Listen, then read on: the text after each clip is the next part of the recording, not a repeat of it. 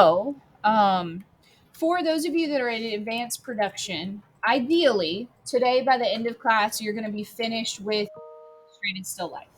Ideally.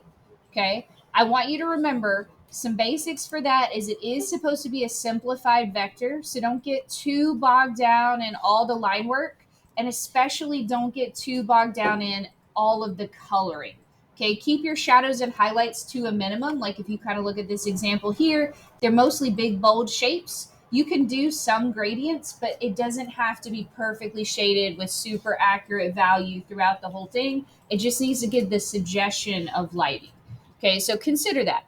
If you are done, I would consider adding something like a border. Think about what you're going to do for the background so that you can add a little bit more dimension to that as well. But make sure that by the end of class, even if you're not 100% done, I want you to submit what you have. Okay, I want you to submit both a PNG or a JPEG and an AI file. And I just want to remind you, so in Illustrator with the Illustrated Still Life, you can go to Save As to save it as an Illustrator file. Just hit Save on your computer, okay, and you can choose it from right there. And you can export it to get it to a JPEG or to a PNG. Sorry, I couldn't remember what that was called for just a second. So you could do it that way. It's two different ways you got to get to it. You can't export it as a simple AI. And if that is confusing, just let me know. Okay, but make sure that you look back over the requirements. You've got that stuff in there. Most of you just need time to work on that. So I'm going to let you do that. For those of you that are ready to move on today, okay, I was reminded last week that I have not exploited the class for child labor in a little while. So that's where we're going to come in. Okay. Yeah. You could thank the fellas that sit on this side of the room over here by me that were like, yeah, remember when we had to do that website that was child labor? And I was like, oh, yeah, we haven't done anything like that yet this year. Let's see what we can cook up. Okay, so this has been an assignment for a long time. I don't think you all did it last year just because like there was a weird swap over with, Mr. Bryant leaving, that sort of thing, when we would normally start doing it. I just decided to throw it in kind of early. Here's what I'll go ahead and tell you in advanced production. Our next major project, both of the classes are going to do at the same time, and it's going to be a movie poster design. Okay. But I'm going to throw in this shorter little exercise for you all in between just to give the 2D class time to finish the project they're on now. And then we'll start that next project together as both classes. But what I'm going to have you do is design a class poster. Okay. Pretty simple. And you'll have about 3 days to work on it. So I would aim to do like one a day. But the idea is the class poster design is supposed to be an advertisement for our different like digital arts classes here at Lafayette. And every year we do always print them out and we hang them up all over the school. And we also send a bunch to the neighboring middle schools so that kids that are signing up can see a little bit about those classes. So here are the specific things I want to stress to you for this one. Keep it simple, but at the same time, keep it modern. Okay, you can use whatever photos or illustrations you would like as long as they're not copyrighted. So don't use anything from movies or TV shows. Don't use like any super well known celebrities or anything like that. But you can go to like unsplash.com and you can find any kind of like stock photography you would like to use or stock designs, but we want to think of it as like a cool advertisement. So think of posters you've seen that are actually visually interesting. Okay. And it shouldn't look like most of the stuff that we have hanging around the school. Nothing against like all the club posters and stuff out there. Like I have made quite a few of them myself. Okay. But we don't want it to look like it's a basic Microsoft Word or like a really not great Canva design. Some Canva designs are better than others. We want it to show off the fact that if you take these classes, you will have good design skills. So we want to make sure that it shows good design skills. Okay, so something like one of these bad boys right here, don't. Okay, do not do one of these. All right, these look terrible. Okay, absolutely terrible. It should not look like the cover to an ACT study book or something like that. Okay, so you can use stock images, but try not to get the cheesy ones where like everybody's sitting in a classroom or like this nice lady right here clutching a binder for some reason, or any of the stuff that our school district keeps putting on our regular website. No offense, they feel very artificial and stock as well. Try to stick away from that. Try not to have just really boring fonts and just a bunch of lists of stuff. We want to keep it mostly pictures with just a little bit of like written words, very little information, mostly just the title of the class. Okay. You can use illustrations. That is totally fine. You can also use a combination of illustrations and photography. But again, I got to stress to you for this project, don't do any copyrighted characters or any kind of like, again, big celebrities, movies, TV shows. Keep that out of this particular assignment. The theme should show good design and photography, but not be anything that feels like too Hollywood or otherworldly. We want it to look like stuff that you guys would actually make in your classes. And not that we don't make things that use copyrighted material from time to time, but we want to stick kind of away from that, especially for, say, the photography class. We don't want a picture of like a famous rapper because that's just not going to be something you get to do in the class. You're not going to photograph anybody like that. So that's kind of where the rationale is for it. Okay, here are the requirements. And within the requirements, I've written out all the things that you need to include. Okay, so you're going to make 3 different posters, one for each of our digital art tracks. Our first track is the digital imaging and photography track. Okay, I know this is dumb, but if you look at your class cards or if you've looked at your class cards in the past, the state calls the class one thing that doesn't really make a whole lot of sense. And so we put in parentheses what the class actually is. You would be shocked at the number of people that have no idea what these class titles mean because they don't really make that much sense, but we have to like legally use them. So digital imaging has to also have in parentheses photography. So people actually know what that class is. Okay. You can take in photography. We are getting to where we're moving into taking the Photoshop exams in there as well, even though a lot of you that have taken it in the past, that wasn't a thing yet. All of our classes are moving toward that. It will fulfill CCR requirements, and you do have the option if you're taking those Adobe exams to possibly get college credit. So you can include that kind of info on there, but you just want to give the digital photography poster a sense that you're going to get to take pictures. Okay, you're going to get to edit pictures. All right, do make sure though that you spell names correctly and that sort of thing.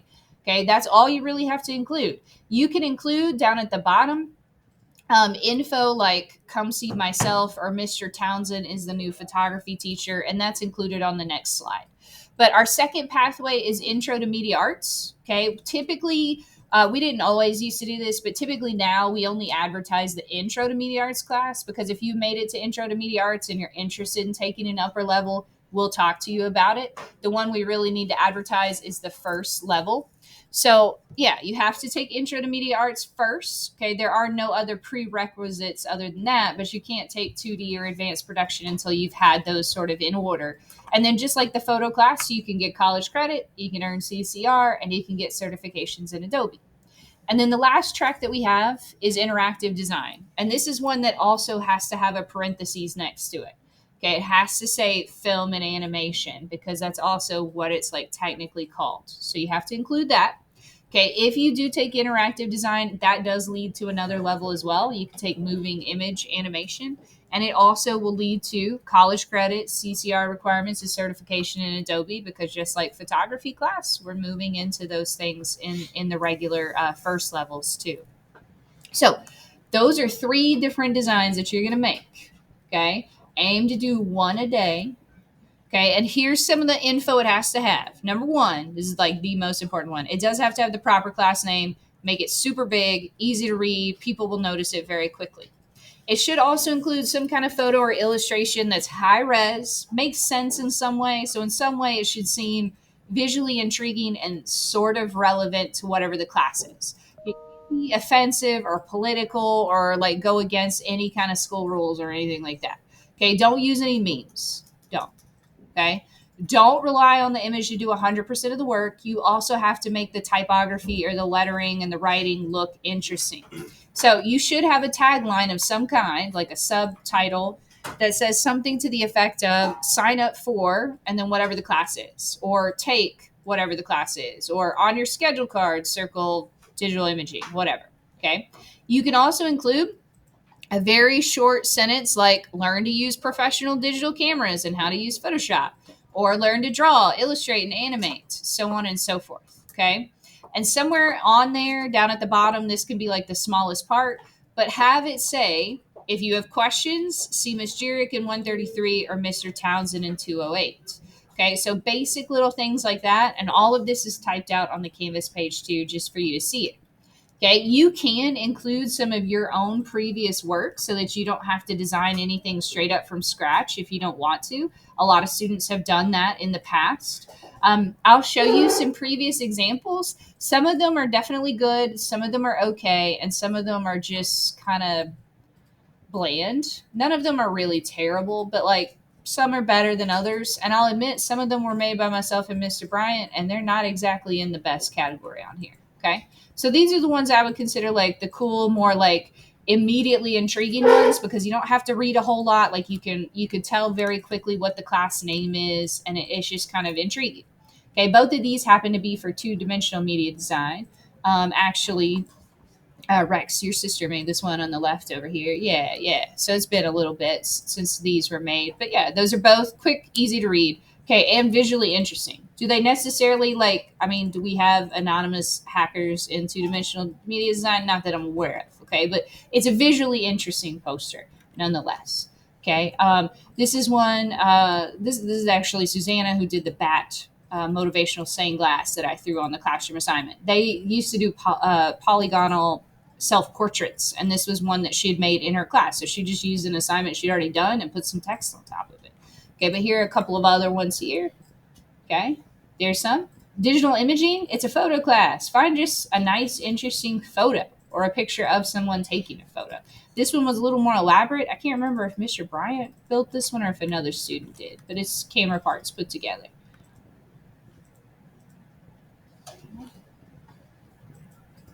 So these are pretty decent. All right, they show what it is. They give you a general sense. It's easy to read, quick, short, simple. Okay, these are okay. Nothing super wrong with them, but it's a little harder typically to read their text just because it's like smaller. It's hard to see it on the background, or it's just kind of boring. And I can say that because I made these two right here. It's just kind of boring.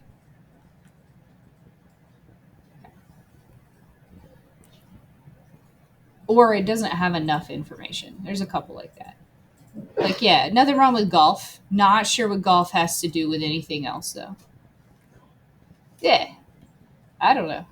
Okay, this one's fine, but it looks like somebody made it in a meme generator. Like, nothing wrong with the photo, but the text doesn't particularly do anything exceptional. Okay, and these are the ones that are just like a little less, just a little less. Okay, nothing wrong with doing a camera, but they definitely ran out of time and very quickly just wrote some text on top. Okay, this one also very unfinished. They were trying to draw a whole building. You don't have to do all that. You don't have to do any of that. Okay.